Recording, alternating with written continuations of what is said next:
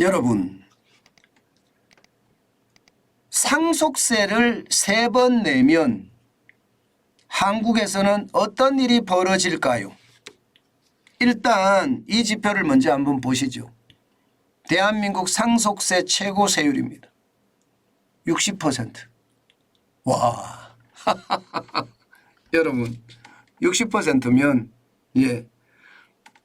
예를 들어 아버지가 100을 나한테 물려준다고 하는데 60%를 세금으로 내면 이거 40%만 남잖아요. 그래서 이게 한 번 더 물려갑니다. 밑으로. 또 한 번 더 물려가면 그 40%에 또 60%를 냅니다. 또 한 번 더 내려가자고요. 그 남은 또 40%에서 60%를 냅니다. 그러면 상속세 3번 내면 무슨 일이 벌어지나요? 회사가 없어지는 거예요. 회사가 없어지는 거예요. 진짜 충격 같은 상속세 최고 세율입니다. 전 세계에서 가장 높아요. 전 세계에서. 이거 한번 보세요. 일본이 55%입니다. 일본이 55% 굉장히 높죠. 그런데 우리는 50%예요, 사실. 여기에다가 대주주 할증료를 포함을 하면 대주주 할증료가 10% 포함이 되거든요. 그러면 60%입니다. 세계 최고입니다. 세계 최고. 미국은 40%고요. 영국도 40%, 독일도 30%, 호주나 캐나다는 0%입니다. 스웨덴도 0%죠. 그런데 OECD 평균도 15%예요. 대한민국은 60%. 이거 괜찮을까요? 제가 상속세 이야기를 해서 말입니다. 이렇게 여러분들에게 브리핑을 해드리면 많은 댓글에서 그런 게 올라와요. 왜 부자들을 네가 걱정하냐, 이런 얘기를 많이 하시더라고요. 이게 부자들 걱정하는 게 아닙니다, 여러분. 기업의 연속성을 걱정하는 거예요. 기업의 지속 가능성, 이것을 걱정하는 거예요. 기업은요, 저는 기본적으로 어떤 생각을 가지고 있냐면요, 사회적인 재산이라고 생각을 해요. 소유를 주주 구성으로 여러 사람들이 가지고 있지만 기업 그 자체는 사회적인 재산. 그런데 이 사회적인 재산이요, 주주 가치가 좀 훼손이 된다고 하더라도요, 연속적으로 가고요, 그 재산이 커진다면 우리 국가는 반드시 발전하거든요. 그런데 주주 구성을 훼손을 시켜도 완전히 개박살을 내버리니까 이것은요, 기업이 연속적이지 못해요. 지속 가능성이 없어요. 그러면 대한민국의 가장 큰 자산이 제가 뭐라고 말씀을 드렸습니까? 기업입니다. 우리나라의 자원도 많은 것도 아니고요. 우리나라 땅덩어리가 어마어마하게 큰 것도 아니고요. 결국은 우리나라의 자산은 사람인데 그 사람이 속해져서 생산성을 발휘하는 곳은 기업밖에 없거든요. 그래서 기업이 대한민국 최고의 자산이라고 제가 말씀을 계속 드리는 거예요. 그런데 이 최고의 자산이 연속성이 없다고 생각을 해보세요. 연속성. 지속 가능성이 없다고 생각을 해보세요. 그러면 어느 누가 우리 기업에 돈을 투자하겠습니까? 저는 이거 대폭적으로 수정이 돼야 된다고 생각을 해요.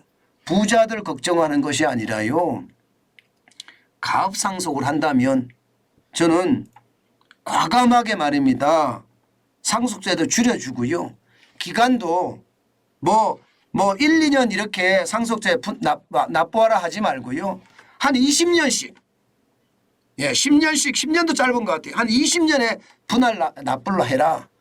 저는 이렇게 만들면 진짜 좋은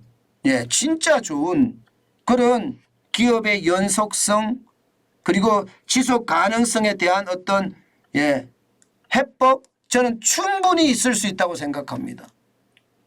그래서 제가 기업의 상속 증여세에 대해서 이렇게 뭐라 그럴까, 사자후를 내뿜는 겁니다. 실제로 보세요, 여러분. 명목 GDP 대비 상속 증여세 부담, 이것도 말입니다. OECD 평균은 0.1%밖에 안 됩니다. 미국이 0.1%예요. 프랑스가 0.6%고요. 대한민국이 2등이에요. 0.4%. 일본하고 똑같습니다. 영국이 0.3%, 독일이 0.2%. 이게 뭐 상속 증여세 부담 때문에 기업이 도대체 경쟁을 할 수가 있을까요?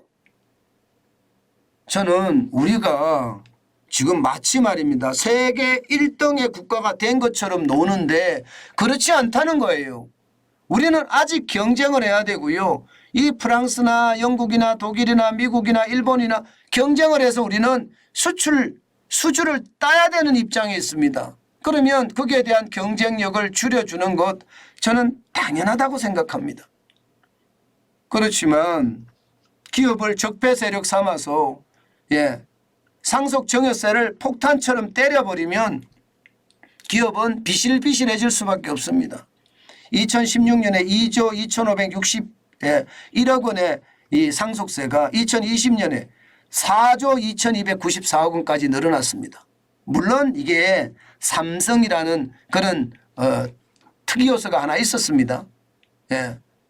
이건희 회장이 돌아가시면서 자녀들이 상속을 받는 과정에 상속세가 늘어나니 4조 2,294억까지 갔습니다. 저는 이런 것도 말입니다. 대기업이라고 하더라도요. 기간을 길게 좀 주자. 조금 낮춰주고 다른 나라들하고 경쟁할 수 있게끔 낮춰주면서 시간을 길게 주면 기업의 연속성이 있지 않겠느냐. 거기에 대한 관리 감독을 정부에서 아주 제대로 하면요. 저는 기업의 부패나 기업의 꼼수도 없어질 거라고 생각합니다. 우리에게 가장 절실한 게 바로 이 상속세 문제가 아닌가 싶어요. 이 상속세 문제는요. 진짜 오랫동안 이야기를 해왔는데 도대체 변하는 게 없어요. 바로 이 법보다 위에 있다는 국민감정서법, 쉽게 말하면 감정법이거든요. 감정법 때문에 못하는 것 같은데요. 여러분 이거 해야 됩니다. 그래야지 우리나라가 앞으로 저는 더 연속적인 그런 발전 가능성이 있다고 봅니다. 여러분 이거 한번 보세요. 이걸 보면 충격적이에요. 100년 이상 장수기업을 보세요. 일본은 33,076개입니다. 일본은 상속세가 많은데도 이 길게 나눠주니까. 게다가 말입니다. 미국도 19,497개입니다. 독일조차도 4,947개예요. 대한민국 7개입니다. 7개. 이거 아니잖아요. 솔직히 이거 아니잖아요. 이렇게 계속 간다면 대한민국의 미래가 있겠습니까? 대한민국 미래 없다고 보는 겁니다. 저는 이게 부자들에게 면세해 주라는 이야기가 아니거든요. 이거를 그렇게 듣는 사람들도 있고요. 그래서 댓글에다가 쌍욕을 쓰시는 분들도 있어요. 네가 왜 대기업을 대변하냐고. 그게 아니거든요. 이거를 보면 확실하게 드러나잖아요. 100년 이상 장수기업이 대한민국에 7개밖에 안 됩니다. 세계 7위의 경제 규모 내지는 세계 8위의 경제 규모라고 이야기하는 대한민국이 말입니다. 저는 바로 이런 가업을 그대로 이어간다면 거기에는 파격적인 혜택을 주고요. 그리고 상속증여세도 길게 단기간에 납부하라 이렇게 하지 말고 아주 길게 납부하라.